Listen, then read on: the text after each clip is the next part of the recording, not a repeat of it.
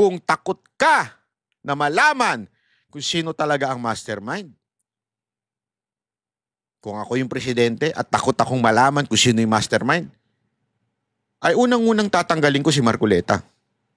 Bakit? Kita nyo nangyayari. Nabubuking yung pinsang ko. Tama, mali. Hindi ko alam kung matutuwa o magagalit ako o mabibwisit o marirelieve dahil sa wakas pinangalanan na ang talagang mastermind. Pero ewan ko. Parang alam mo sa totoo lang mga mga banateros, pero parang ayoko ngang mag-live mag-video. Kasi bullshit ako eh. Alam mo naman, sabi nga nila, pagka bullshit ka, wag kang haharap sa social media. Bullshit ako, galit ako, gusto ko mapamura ng ewan ko. Iniiwasan ko ng magmura. Kasi maraming nanonood sa atin dito na ayaw na nagmumura tayo, pero yung mga nangyayari sa bayan natin, mapaputangin na ka talaga eh. Hindi, yun lang eh. Kasi ladies and gentlemen, eto mga to, hindi ho ito ewan ko, bastusan eh. Mga putang ina talaga eh. Ganun eh. Yun ang reaction ko eh. Yun lang kagad ang reaction ko, bastusan.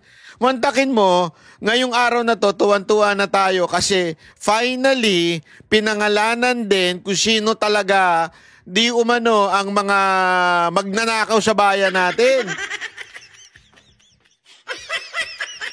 Tapos, ayun, may nagalit. Putak. Ayoko talaga eh. May nagalit. At tinanggal ngayon yung branch ng government na nagbanggit ng tinatawag nga nilang the name that you cannot mention, or ano ba yung sabi ni Escudero? Malupit yung binitawan ni Escudero na yun eh. Kaya tuloy siya nadali. Ay nako. Bigyan ko lamang kayo ng buod ng mga nangyayari ngayong araw na to. Simpleng-simple lang naman ang buod na yan eh.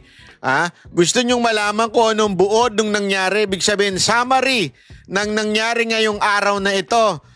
Wag na ako magsabi, yung atin na lang katoka. Kakalbo. Kilala nyo yung... Proud ako na ko ito. Ito yung mga kakalbo natin ito eh. Tayo mga kaupaw. Mga kaupaw. Di ba? Hindi na ako magsasabi, magkikwento sa inyo ng summary. Ito na lang sa ating senador. Ito sabi niya. Ang korupsyon sa Ghost Flood Control Project ay nasa House of Representatives. Ayon sa investigasyon ng Senate Blue Ribbon Committee. Pero bakit ang Senate President ang pinalitan?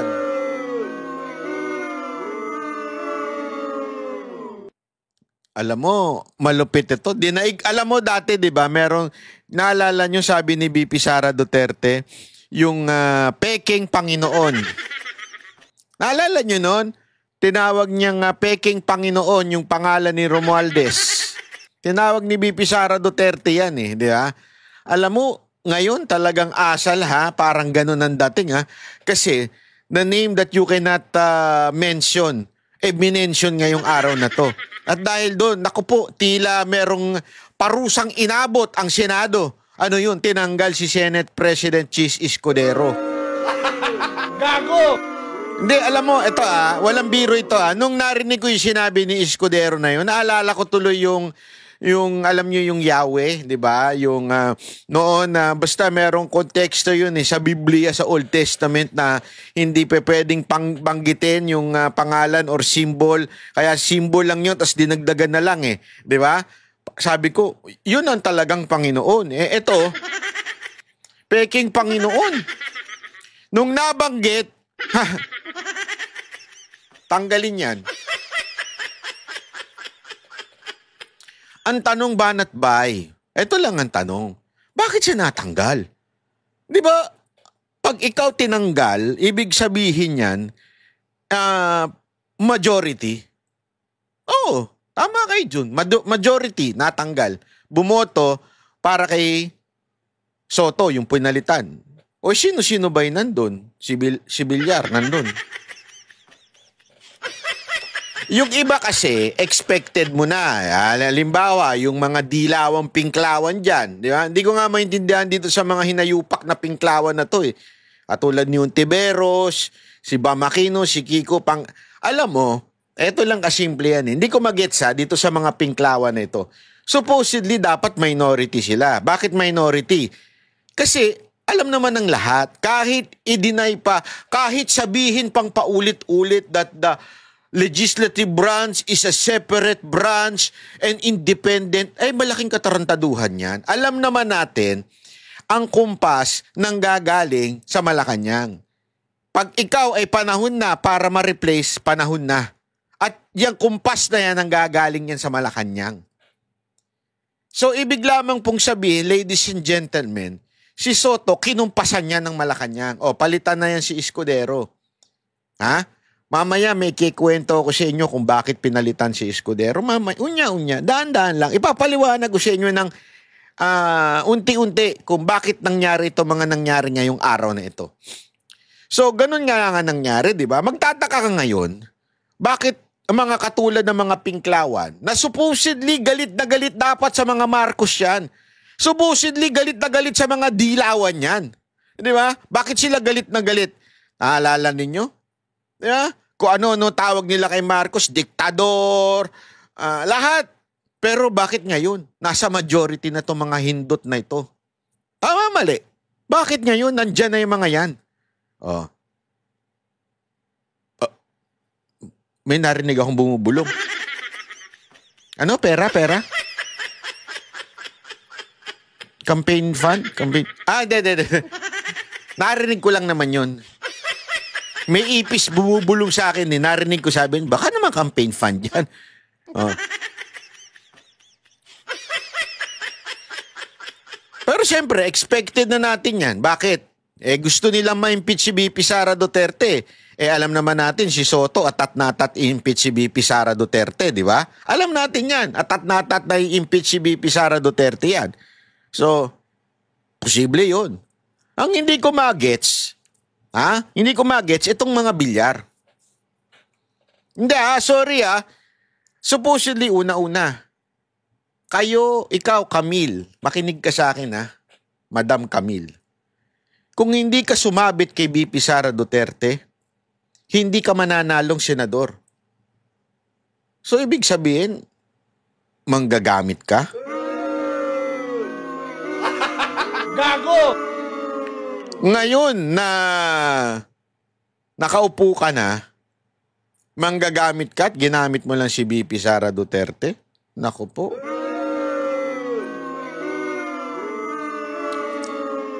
Mark Villar! Naku, ikaw pa naman, naku. Mark Villar, ikaw pa naman ay naging sekretary ni Pangulong Duterte. O baka naman, baka lang dahil nasasabit ang DPWH.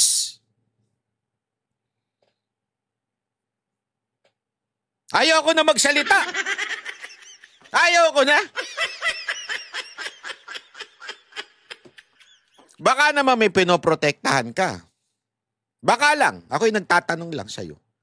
Baka naman natatakot ka. Di ba? O baka naman, dahil ang bilyar, may negosyo. Maraming negosyo. At nababatikos yung patubigan nyo. Di ba? Alam naman natin yung patubigan ninyong palpak. Hindi kaya yan ang dahilan kung bakit you have to follow the president? Gago! Maraming na-frustrate sa mga bilyar. Sa totoo lang, among all the others na ibinoto si Soto, sa bilyar talaga na-frustrate. Kasi yung iba expected mo naman na yan. Mga Tulpo, si Rapi, si Erwin.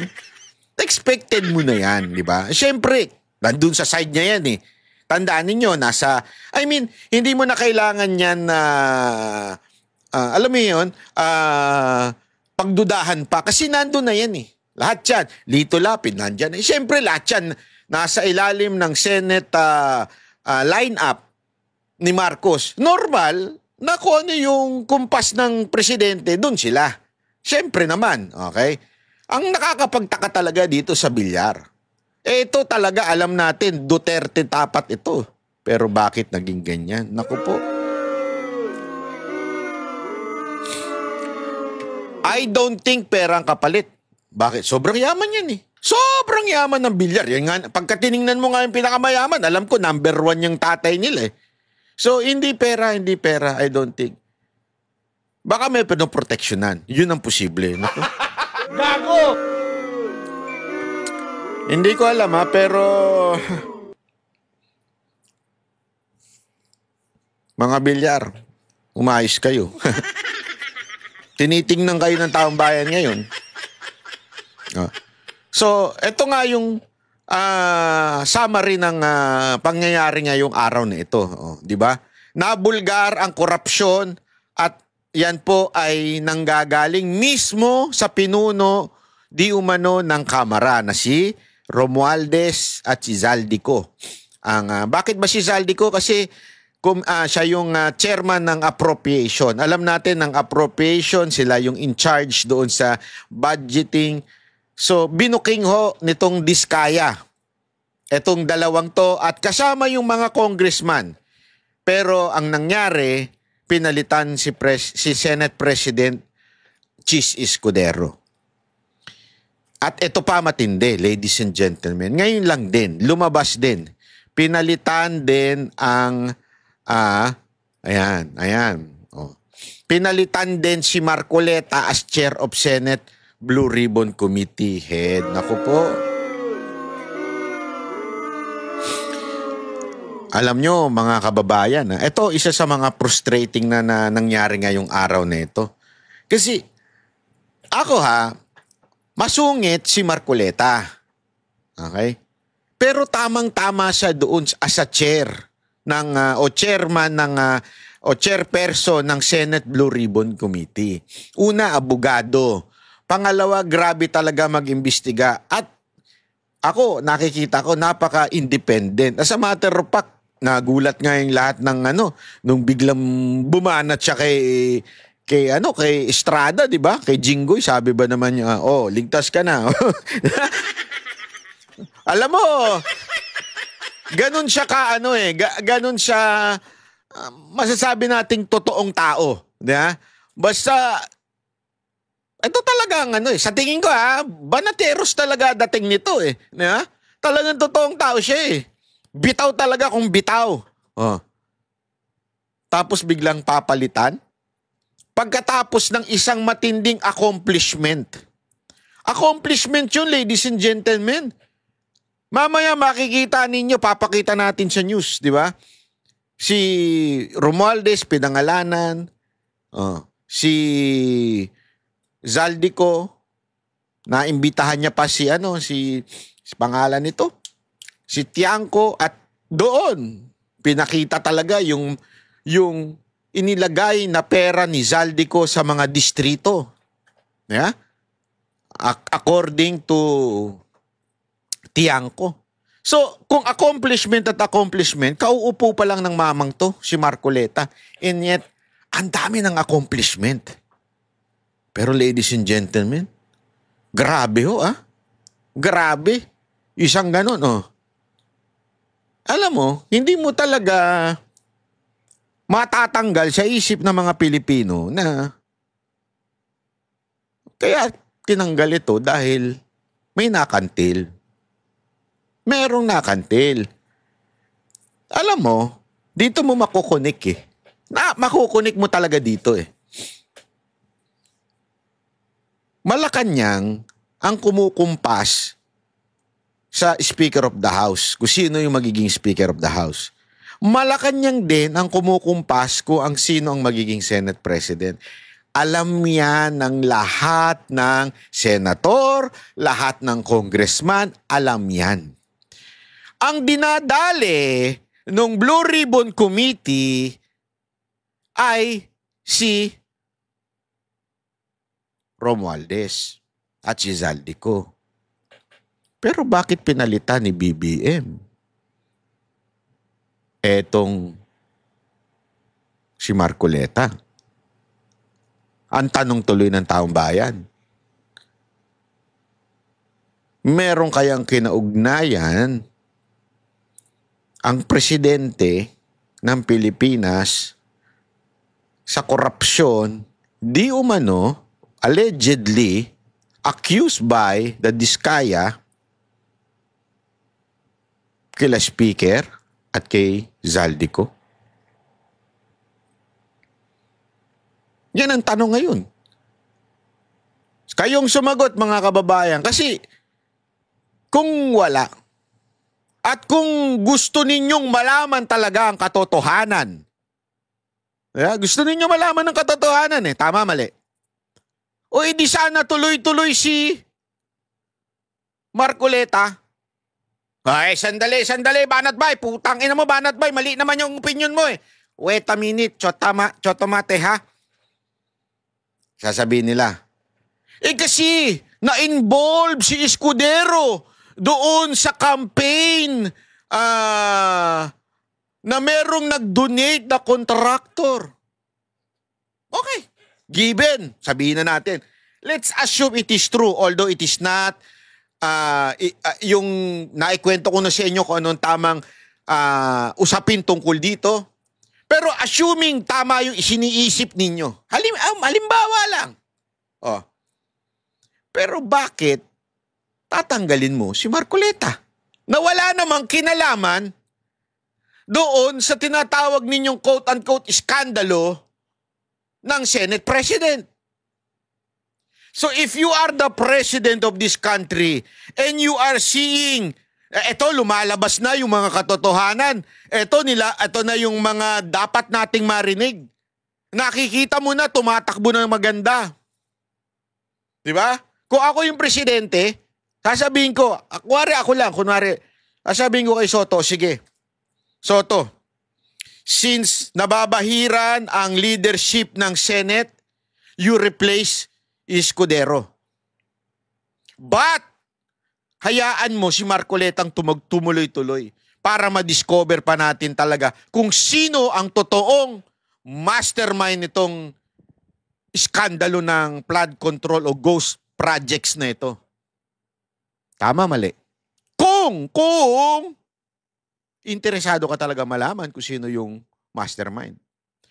Pero, allegedly lang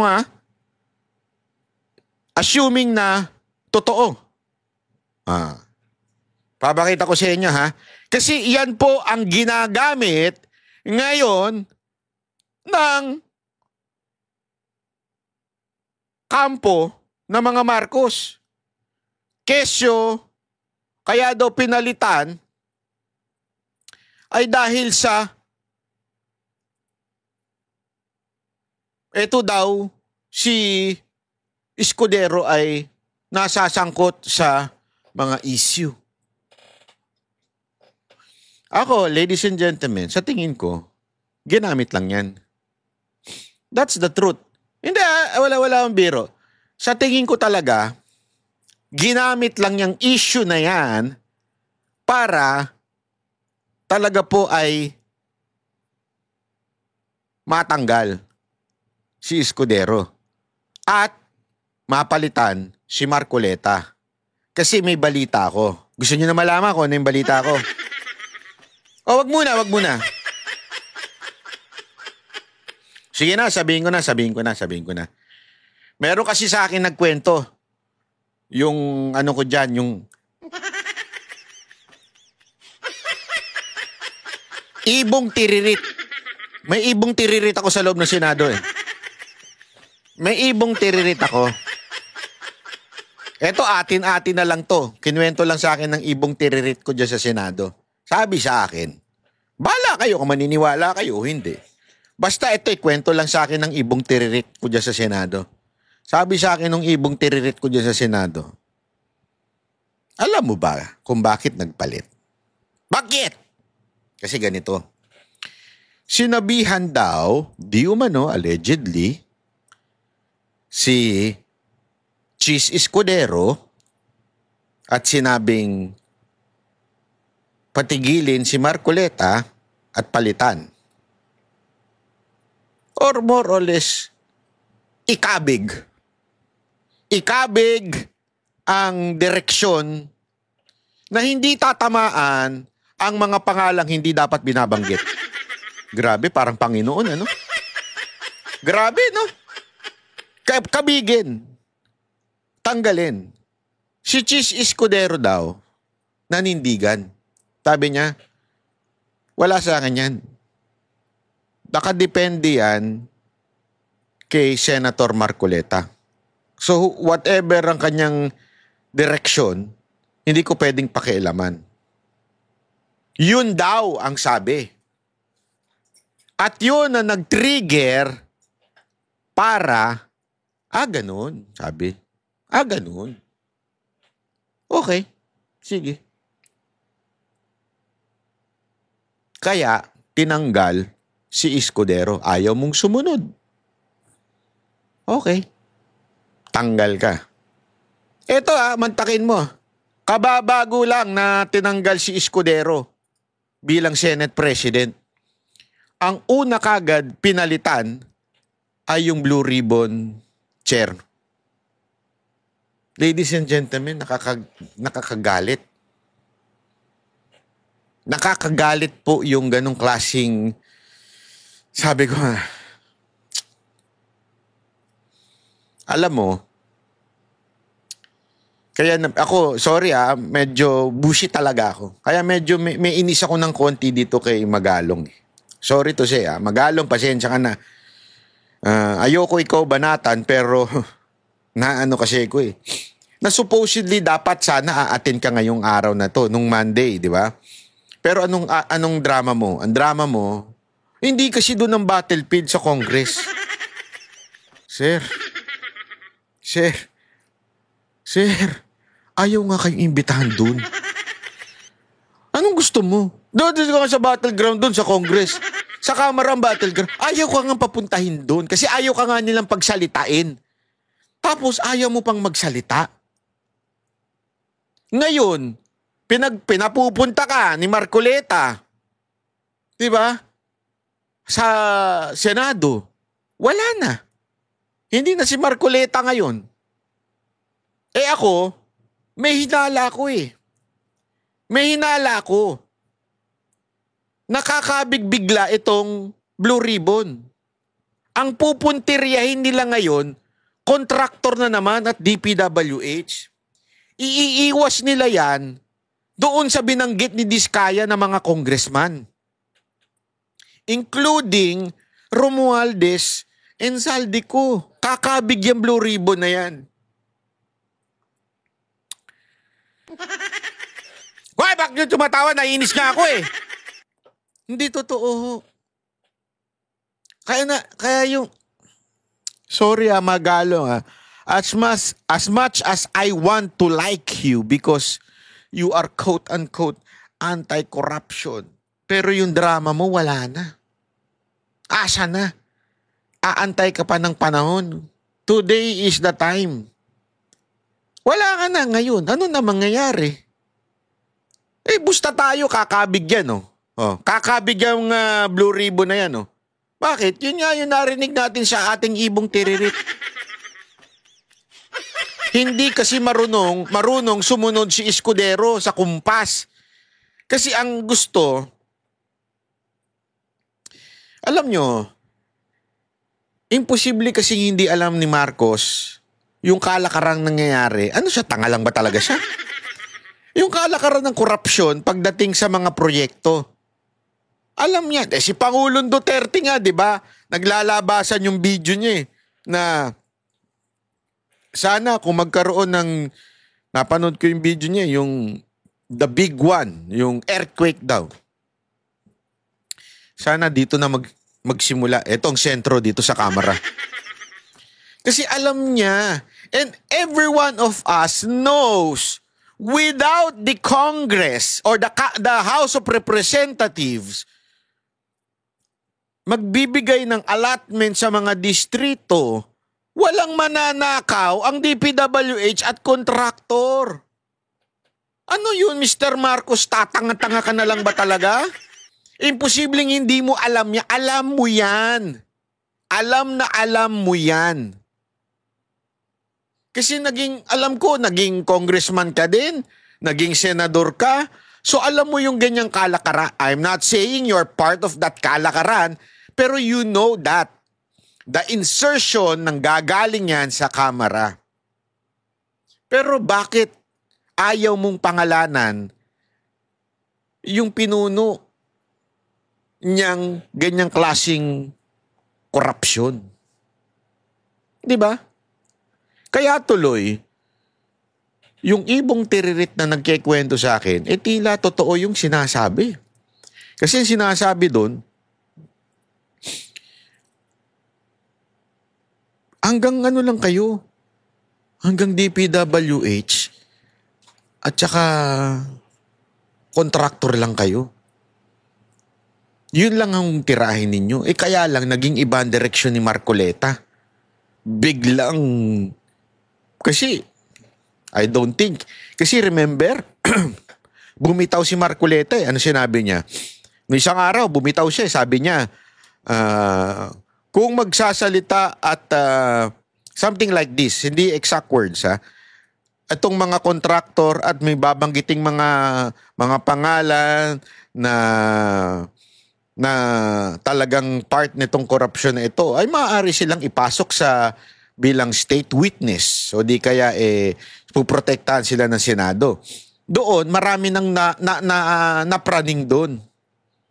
Kilala nyo naman si Marcoleta, matapang Marami nang napraning doon and lo and behold, mantakin mo, pagkatapos, banggitin ng Diskaya itong dalawang pangalan na ito. Biglang sibak si Escudero. Kaya nga yung sinasabi nilang justification nila, di ba? Sabihin na natin, gina-justify nila yun because of that Senate involved sa ganito, sa ganyan, di ba? Yan ang ano nila, yan ang kwento nila, di ba? Justified. Pero bakit pati si Marcoleta? Hindi, yun lang ang tanong ko Bakit pati si Marcoleta nadamay? Yan ang tanungin natin. At ako, eto hindi kaya magalit ang iglesia dito? Ako nagtatanong lang Kasi alam naman natin na talagang si Marcoleta ay kita nyo naman nung nagkaroon ng rally, siya lang ang pinayagang magsalita ng iglesia. Ibig sabihin talagang somehow, hindi ko sinasabi may katungkulan siya doon, pero alam mo yun, malaki yung ano niya, malaki yung kanyang parte doon. O malaki yung kanyang influence, how do you say? Somehow meron siyang may hatak siya doon sa iglesia. Ito kayang pagtanggal sa kanya sa blue ribbon, hahayaan lamang ng iglesia ito? Hindi natin alam. Kasi even if ganito ang nangyayari, kasi remember, nanindigan sila doon sa impeachment. Di ba? Ayaw nila ng impeachment. Tapos itong isa sa kanilang in-endorse na si Camille, tila bumaluktot. And because of that, natanggal si Marcoleta sa posisyon na blue ribbon. Papayag kaya ang INC? Hindi, ito lang, nagtatanong lang ako.